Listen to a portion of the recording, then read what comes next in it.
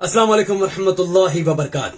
इस देश के 25 करोड़ मुसलमानों को इस वीडियो को ध्यान से सुनना होगा, क्योंकि इसी वीडियो से मुसलमानों को अपना भविष्य को समझ में आएगा कि इस देश में मदरसे पर किस कदर हमले शुरू हो चुके हैं और ये कहां जाके रुकेगा। पूरी दुनिया में अशांति फैली है मदरसों के कारण। अशांति है कि नहीं? मदरसों में प्रेम सिखाया जाता है क्या सबके लिए? मदरसों में वसुधैव कुटुंबकम सिखाया जाता है क्या?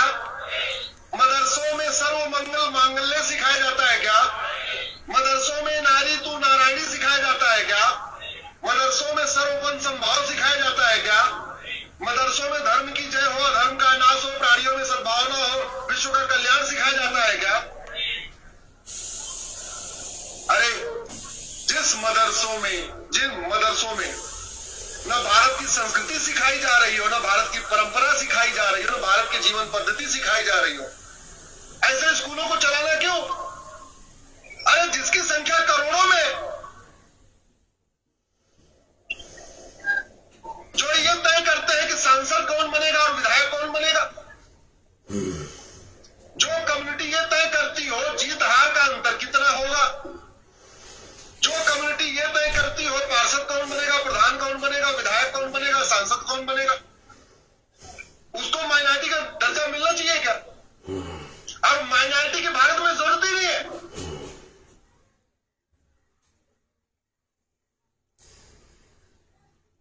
मेरे अभाग्य भाई और बहनों, ये जो वीडियो आप सबने देखी है, ये असल में महाराष्ट्र की है। ये भारतीय जनता पार्टी का नेता अश्विनी उपाध्याय है। इसने असल में मदरसे पर एक बहुत बड़ा हमला किया है, जिसको भारत के मुसलमानों को मुंहतोड़ जवाब देने की जरूरत है। जाहिर है बोलने की ताकत आप सब में या हम सब में नहीं है, लेकिन अल्लाह ताला ने अगर मुझे दी है तो मैं जरूर इस कायर बीजेपी नेता को जवाब दूंगा। सबसे पहले सवाल का जवाब कि मदरसों की वजह से पूरे दुनिया में आतंक फैला हुआ या पूरा दुनिया में अशांति है, ये बात गलत है। मैं इस बीजेपी नेता से पूछना चाहता हूं, आजाद भारत का सबसे पहला आतंकी नाथूराम गोडसे, जिसने महात्मा गांधी को मौत के घाट उतार दिया, क्या नाथूराम गोडसे किसी मदरसे पढ़ा हुआ था? नहीं, बल्कि नाथूराम गोडसे एक खास धर्म का था, एक खास समुदाय का व्यक्ति था। वो हिंदुत्व नेता का चाटुकार था, जिसने आजाद भारत में पहली बार एक महात्मा गांधी की हत्या करके आतंक का पहला नाम बना। मैं पूछता हूं इस बीजेपी नेता से, अगर मदरसे से इतना ही घृणा तुम्हें आती है तो बताओ, विजय माल्या जो इस देश का पैसा लेकर भागा है वो किस मदरसे से पढ़ा हुआ है? मेहुल चोक से जो देश का पैसा लेकर भागा है वो किस मदरसे से पढ़ा हुआ है? और नीरव मोदी जो इस देश का पैसा लेकर भागा है वो किस मदरसे का पढ़ा हुआ है? ललित मोदी जो पैसा लेकर भागा हुआ है वो किस मदरसे का पढ़ा हुआ है? जितने चोर इस देश का पैसा लेकर भागे हैं, 99% लोग गैर मुसलमान हैं। जितने लोग इस देश में करप्शन कर रहे हैं, 99% लोग गैर मुसलमान हैं। और जितने भी लोग इस देश में अफरा तफरी का माहौल खड़ा करते हैं, 99% लोग गैर मुसलमान हैं। तुम्हें कुछ अंदाजा नहीं कि मदरसे में क्या पढ़ाया जाता है। मदरसे में यह पढ़ाया जाता है कि नबी करीम सल्लल्लाहु अलैहि वसल्लम ने यह आदेश दिया है कि तुम में से हर किसी को कोई मुसलमान या मोमिन नहीं हो सकता जो अपने पड़ोसी को तकलीफ दे। मदरसे में यही सिखाया जाता है कि प्यासे को पानी पिलाओ, भूखे को खाना खिलाओ, माँ बाप का सम्मान करो, बुजुर्गों का सम्मान करो, कमजोर का साथ दो, बेसहारा लोगों का सहारा बनो, क्योंकि यही नबी करीम सल्लल्लाहु अलैहि वसल्लम का आदेश है। और यही नबी करीम सल्लल्लाहु अलैहि वसल्लम की तालीम और उनके दिए हुए संस्कार मदरसे के बच्चों को सिखाया जाता है। आजाद भारत में आज तक किसी मदरसा के मौलवी और किसी भी मदरसा के बच्चों ने कहीं पर भी दंगा नहीं फैलाया।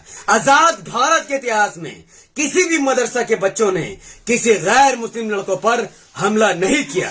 आजाद भारत के इतिहास में किसी भी मदरसे में हेड स्पीच नहीं दी गई है, बल्कि मदरसों में सिर्फ और सिर्फ तालीम दी जाती है। इंसानियत को बढ़ावा देने के लिए मदरसे में तालीम दी जाती है, माँ बाप का सम्मान, और माँ बाप के अलावा दूसरों के माँ बाप का सम्मान का भी।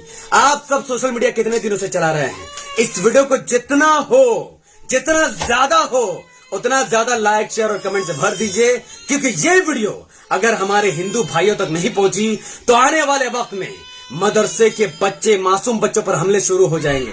जैसा कि जुनैद को ट्रेन में चाकू से मार दिया गया, उत्तर प्रदेश में एक मदरसा का पढ़ने वाला बच्चा जब एक मंदिर में पानी पीने गया तो उसको भी मार दिया गया, उसे घायल कर दिया गया। अगर आप सब चाहते हैं कि मदरसों के हमारे मासूम बच्चे हिफाजत से रहें, तो हमारे गैर मुसलमानों के दिमाग में जो मदरसों के बच्चों के प्रति बीजेपी नेता जहर भर रहा है, उसको निकालने के लिए आपको इस वीडियो को फैलाना होगा। मदरसे के बच्चे कभी गाली नहीं देते, मदरसे के बच्चे कभी बदतमीजी नहीं करते, मदरसे के बच्चे कभी किसी के साथ मारपीट नहीं करते। दुनिया का सबसे बेहतरीन स्टूडेंट, दुनिया का सबसे अच्छा शागिर्द, दुनिया का सबसे अच्छा कोई अगर स्टूडेंट से शिक्षक होगा तो वो सिर्फ और सिर्फ मदरसे का बच्चा होगा। इंग्लिश मीडियम के बच्चे को लाओ, हिंदी मीडियम के बच्चे को लाओ, दुनिया भर के यूनिवर्सिटी के बच्चे को लाओ, आपको उनके अंदर घमंड दिखेगी, उनके अंदर एटीट्यूड दिखेगी। लेकिन भारत में मदरसों के बच्चों को जब आप लाओगे, कितनी भी तालीम उनके अंदर हो, उनके अंदर आप संस्कार दिखोगे, उनके अंदर आप गैरत दिखोगे, उनके अंदर आप शर्म दिखोगे, उनके अंदर आप इज्जत दिखोगे। दुनिया का एक मदरसे का बच्चा सारी दुनिया के स्टूडेंट के अंदर भारी पड़ता हुआ दिखेगा, क्योंकि ये मदरसे में तालीम दी जाती है।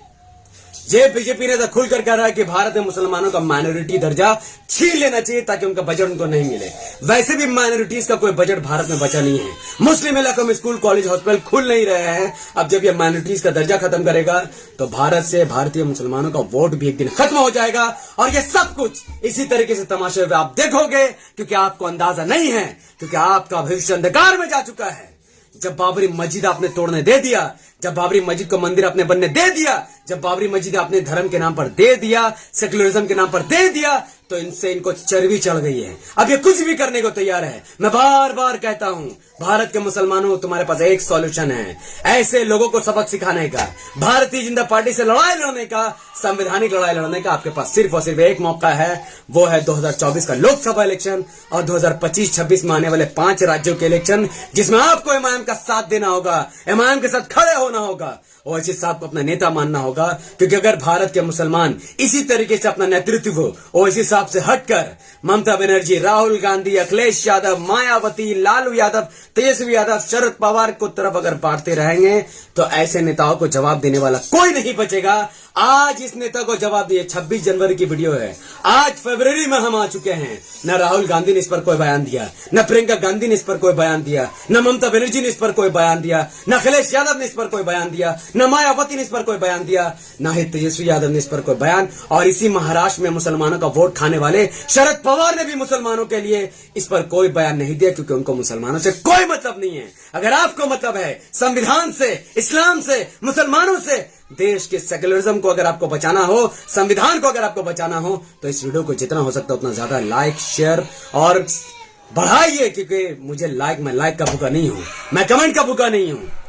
ये YouTube, Facebook का एल्गोरिथम है कि जब लोग किसी वीडियो को लाइक करते हैं और धड़ाधड़ कमेंट पर अपने सवालों को पूछने लगते हैं और चैनल को सब्सक्राइब या फॉलो करते हैं, फेसबुक, यूट्यूब का एल्गोरिथम तमाम जगहों पर उस वीडियो को फैला देता है। अपने आप ऐसी वीडियो लोगों के सामने आने लग जाएंगी ताकि देश में कम से कम नफरत फैले, कम से कम देश में दंगा हो। ऐसी वीडियो को मुसलमानों के अलावा हिंदू भाइयों तक भी पहुंचना जरूरी है। उसके लिए आपको ये जिम्मेदारी उठानी होगी। अगर आप में से हर व्यक्ति इस वीडियो को 5 बड़े ग्रुप में अगर फेसबुक में शेयर करेगा, व्हाट्सएप में शेयर करेगा, तो ये वीडियो अपने से लाखों लोगों तक पहुंच जाएगा। और जो भी हिंदू या मुसलमान इस वीडियो को देखेगा वो समझ जाएगा कि मदरसे के बच्चे के बारे में जो ये बीजेपी नेता कह रहा है बहुत सरासर गलत है। और मदरसे के बच्चों के बारे में जो मैंने कहा है वो इस्लाम की तालीम उन तक पहुंचेगी, उनका दिल नरम होगा। हो सकता है वो मुसलमान बन जाए, कम से कम मुसलमान ना बने तो मदरसों की इज्जत करना शुरू कर दे। मैं अपनी बात को इसी वक्त खत्म करता हूं, इसी उम्मीद से कि आपकी आंखें खुलेगी और आप सब इमाम का साथ दोगे, ओवैसी साहब को अपने नेता मानोगे और इसी तरीके से भारत में सेक्युलरिज्म और संविधान को बचाने की इस लड़ाई में मेरा साथ दोगे। अगर आप सब मेरे साथ नहीं हैं, अगर मैं इस लड़ाई में अकेला हूं तो अकेला ही सही, लेकिन मुझे उम्मीद है कि मैं इस लड़ाई में अकेला नहीं हूं। आप सब मेरा साथ दोगे और इस वीडियो को लाखों लोगों तक पहुंचाने में मेरी और संविधान की मदद करोगे। वाखिर दवाना अल्हम्दुलिल्लाहि रब्बिल आलमीन। अस्सलामु अलैकुम व रहमतुल्लाहि व बरकातहू।